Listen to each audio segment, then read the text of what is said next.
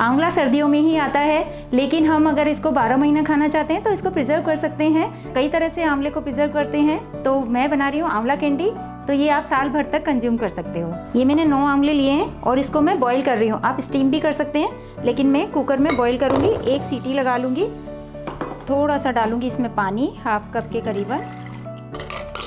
अब मैं इसको 1 सीटी आने तक पका लूँगी। ये आंवला बॉईल हो गया और मैंने इनको कट कर लिया इस टाइप से पीसेज में। अब मैं इसको ग्राइंड कर लूँगी। अभी ये मैं मिक्सी के जार में डाल रही हूँ और इसको स्मूथ पेस्ट होने तक ग्राइंड कर लूँगी। ये देखिए, इस टाइप का हम स्मूथ पेस्ट तैयार कर लेंगे। अब इसको पकाना है हमको, तो मैं कढ़ाई में डाल रही हूँ।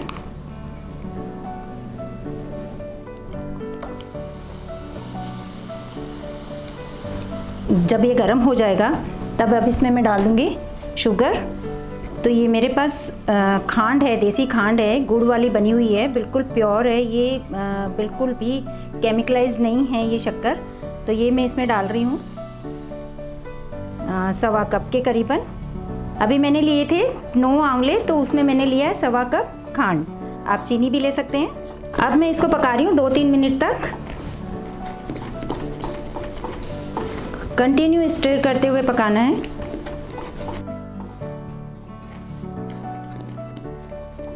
अभी मैं ले रही हूँ 1 टेबल स्पून कॉर्नफ्लावर और 1 टेबल स्पून ही पानी ले रही हूँ इसमें। अच्छे से घोल के अब इसको मैं कैंडी में डाल दूंगी। थोड़ी बाइंडिंग के लिए हम ये डाल रहे हैं, अदरवाइज ऐसे भी बन सकती है वो। अब इसको कढ़ाई छोड़ने तक मैं पकाऊंगी।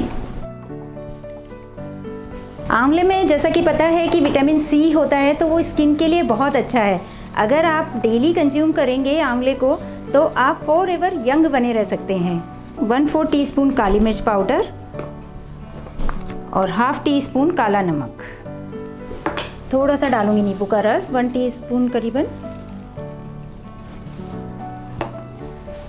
क्योंकि हम इसको इतना पका रहे हैं तो शुगर क्रिस्टलाइज हो जाती है। तो फिर नींबू का रस डालेंगे तो एक तो खट्टा टेस्ट भी आएगा और आपका क्रिस्टल नहीं बनेंगे शुगर के। अब इसमें मैं डाल रही हूँ 1 टेबल स्पून घी। अच्छे ग्लेज के लिए डाल रहे हैं हम घी इसमें, और थोड़ा टेस्ट भी आएगा।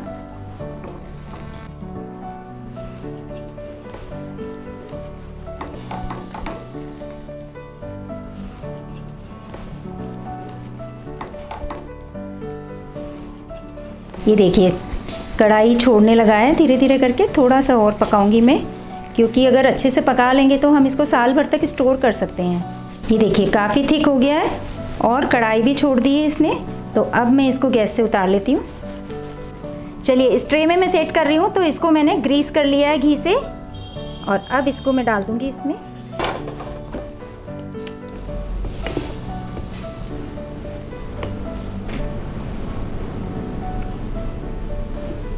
चलिए, ये देखिए, हमने आधे से 1 घंटे के लिए रखा था सेट होने, तो ये बिल्कुल बढ़िया से सेट हो गया है।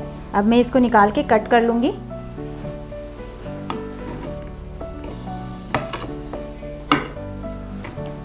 चलिए देखिए, बिल्कुल निकल गया है पूरा।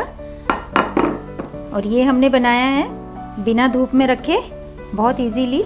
और अब इसको मैं कट कर लूँगी। आप जितने बड़े पीसेस में चाहें कट कर सकते हैं। मैं छोटे छोटे कर रही हूँ ताकि खाने में आसान रहे।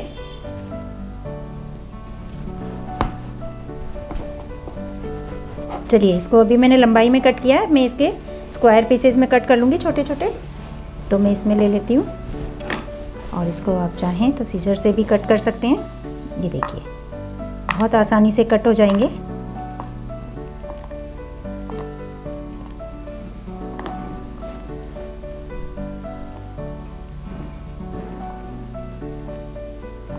ये देखिए, बहुत अच्छे से स्क्वायर पीसेस में हमने कट कर लिया। अब आप चाहें तो एज इट इज़ रख सकते हैं, बट वो क्या स्टिक कर जाते हैं, इसलिए थोड़ा सा हम शुगर से पाउडर शुगर से कोट कर लेंगे, ताकि ये पूरे साल भर तक आप आराम से इनको एयर टाइट कंटेनर में रख सकते हैं। तो मैं 2 टीस्पून करीबन शुगर पाउडर ले रही हूँ।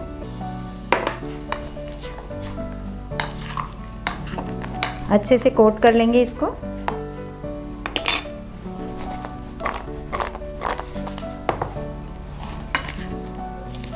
और अब इसको एयर टाइट कंटेनर में भर के रख लें आप, तो साल भर तक आप इसको यूज़ कर सकते हैं। चलिए अब इसको मैं जार में भर के रख देती हूँ।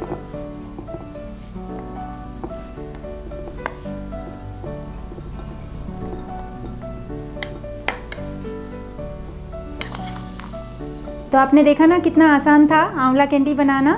बिना धूप में रखे आप 5-10 मिनट में ही आप आंवला कैंडी तैयार कर सकते हैं और साल भर के लिए प्रिजर्व कर सकते हैं, क्योंकि आंवला सिर्फ विंटर में आता है, गर्मी में तो आएगा नहीं। लेकिन गर्मी में हम कैसे खाएं, तो आप इस तरह से प्रिजर्व कर सकते हैं। और भी काफ़ी तरीके हैं आंवला प्रिजर्व करने का, तो वो मैं आगे वीडियोज़ में बताती रहूँगी। और आंवला आप देख रहे हैं बहुत ही गुणकारी है, एक सुपर फूड है। इसमें आपके बालों के भी बहुत फ़ायदेमंद होते हैं, बाल बहुत अच्छे रहते हैं, झड़ना बंद हो जाते हैं, स्किन तो अच्छी रहती है जैसा कि मैंने बताया था, और बोन्स के लिए भी बहुत फ़ायदेमंद है। तो आप आंवला ज़रूर खाएं। है ना मज़ेदार रेसिपी? अगर आपको मेरी ये रेसिपी पसंद आई है तो प्लीज़ मेरे वीडियो को लाइक एंड शेयर करें और सब्सक्राइब ज़रूर कर लें। मैं मिलूँगी आपसे अगले वीडियो में एक और नई रेसिपी के साथ। तब तक कीप कुकिंग।